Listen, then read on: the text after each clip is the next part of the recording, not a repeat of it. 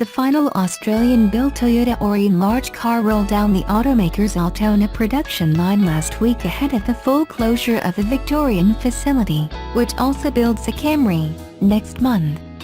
After 11 years of production, the Aurion racked up a build tally of 180,000 units across 2 generations, divided between 110,000 for local consumption with a further 70,000 exported. The first-generation Aurion was launched at the Melbourne Motor Show in 2006 as a replacement for the aging Avalon sedan, a version of a hand-me-down US design drafted into duty to give Toyota a competitor for the Holden Commodore and Ford Falcon. The more up-to-date Aurion was designed by Toyota's Australian office in Melbourne by the current design chief, Nick Hagos. Using the Camry V6 as a starting point, the Aurion featured unique front sheet metal, with changes to the rear bumper, lights, and boot lid to give it a more substantial appearance. To cap off local production, the last Aurion was a flagship Prisara-grade model finished in crystal pearl white. Rather than being kept as a memento, the last Aurion was collected from the Altona plant by a Melbourne-based dealer who will sell the car. The final Aurion comes as part of a phased production shutdown for the Altona factory ahead of the Toyota's full withdrawal of local assembly operations, with the last locally built Camry hybrid model set for a September production slot before the very last petrol-powered models roll down the line in October. Toyota won't replace the Aurion with the next-generation model. Instead, the imported Camry, which is set to arrive in November, will reintroduce a V6 engine option to sell alongside petrol and petrol-electric hybrid models. I feel tempted to title this road test of the Toyota Prius PHEV, How the Other Half Live. Because sampling this particular plug-in, part-time electric vehicle became a voyage of discovery, the journey taking 2 directions. First, the G is a Prius how North America, Europe, and Japan know the petrol-electric toy motor. That means it comes with a proper lithium-ion battery, that plug, and an EV driving mode that might just scoot you to work and back without using any soot-producing cold juice. Second, the G is only available here as a second-hand imported vehicle, albeit one that is sold under the trustworthy customer service umbrella of Toyota New Zealand's signature class range. Which means I'm really taking one for the readership team here. Normally, when I see a test vehicle equipped with monsoon shields and an unsubstantiated number of kilometers on the odo, I run a mile to the nearest luxury car dealership and replace that second-hand vehicle test booking with one of their new demo cars. But personal curiosity overcame pride in this instance. For I've always seen the nub of a good idea within the Prius concept. It was always the execution of that idea that has inspired so much angst on my part in the past.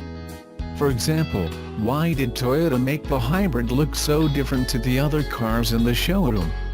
Surely, it was so other motorists would instantly acknowledge the green-hallowed piety of the early adopters of the Prius. It was therefore a no-brainer for me to begin hailing the car as the Prius. And why fit the NZ new Prius with such inefficient nickel-metal hydride batteries, a practice that continues today even though the car is now into its 4th generation. Such obsolete energy storage made it almost obligatory for me to call the NZ spec Prius out for not being as environmentally friendly as it could be. The 20th century battery tech made the car nothing more than a mobile billboard to show how much its owners care about the planet. But let's not kid ourselves, okay? Driving a NZ market Prius is like a delegation from forest and bird flying business class to some conference on rainforest logging in far-off Brazil. It's talking the talk, but is it really walking the walk? Meanwhile, on the other side of the world, there has been another Prius for at least 5 years now. And it's good enough to have earned a capital G in its model nomenclature.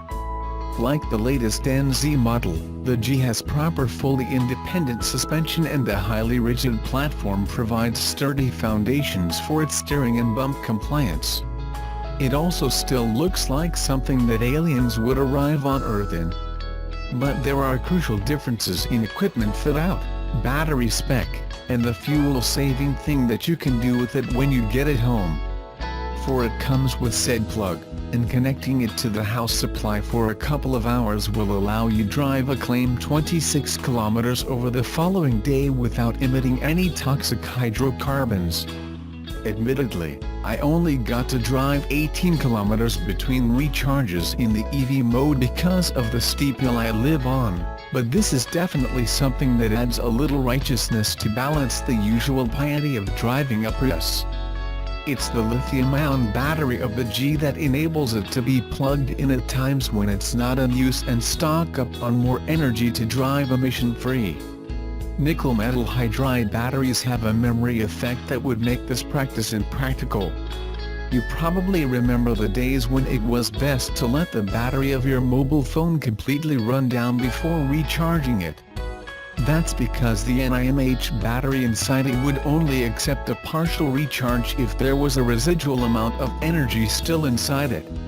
What's more, a lithium-ion battery can be charged more quickly and efficiently.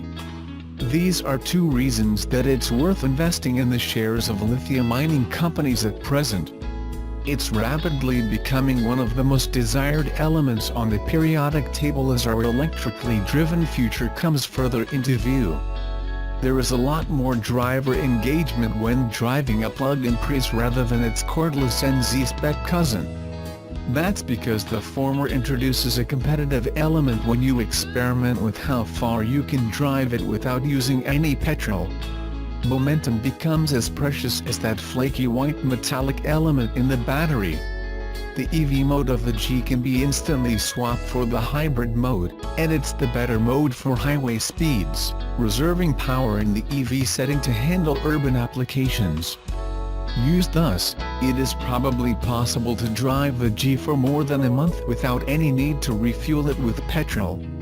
These second-hand plug-in Prius models usually have a modest number of kilometers on the odo, 15,000 in this instance, and the G-spec is equipped like the range leader that it is. That means you'll pay around $35,000 for one that's been refreshed by the Signature Class facility in Thames, where it also receives a NZ-compatible audio system. Driving one is a great way to find out how Prius owners in the Northern Hemisphere live. Relax everyone, apparently the upcoming Toyota Supra will have a manual transmission after all. Although a lot of specification information did not feature a manual transmission, the BMW Z4, co-developed with Toyota, does indicate a manual option.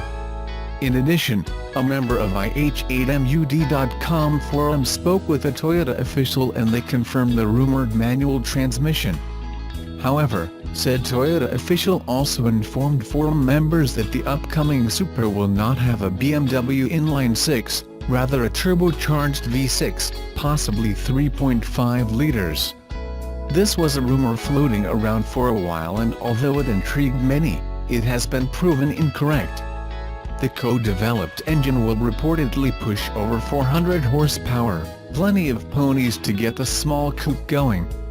Obviously, no real performance stats or even final design renderings have been released, but it is possible we will see the Supra's debut at the Tokyo Motor Show this year. There is also a possibility of a hybrid powertrain, but that seems a little less likely as no true clues have led us to believe this. The new Toyota Supra has been in the rumor mill for roughly 4 years now, and so far, so much about the car remains unknown. While a rumored test vehicle has been spotted multiple times, the actual specs of the highly anticipated performance car are still up for speculation. That is, of course, until a fresh batch of rumors emerged earlier this month. These latest Toyota Supra rumors come from a dedicated forum for Toyota enthusiasts. Citing a conversation with an alleged Toyota representative who was heavily involved in the development of the 200 series Land Cruiser, a member of the online community outlined the first few specs and features of the upcoming performance car. While most of the content in the alleged Toyota rep statement featured details about the Japanese car maker's Land Cruiser, some details about the Supra were also revealed. Among these details are the vehicle's possible release date, its engine, and most of all, its transmission. As stated in a car advice report, the alleged Toyota employee said that the Japanese carmaker would likely release the new Toyota Supra sometime around 2019, which is roughly 2 years from now. The vehicle would also likely be equipped with a 3.5-liter turbo V6 engine that produces around 400 horsepower. Most interestingly, the performance car would also be rolled out with a manual gearbox, which would most likely satisfy the cravings of the iconic brand's most ardent fans. Echoing previous rumors, however, the Toyota rep also allegedly mentioned that the new Supra would be offered with a hybrid option. The hybrid version would likely have roughly the same power and performance as its non-hybrid sibling. While the accuracy of these latest rumors could not be confirmed, some of the new information has managed to excite and disappoint classic Supra fans online.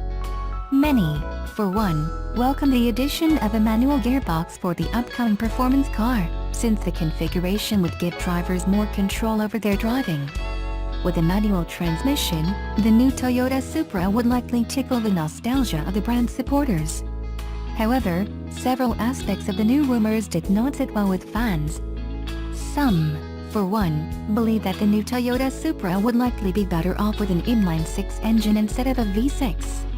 Inline-6 engines, after all, are generally more well-balanced than traditional turbo V6 units.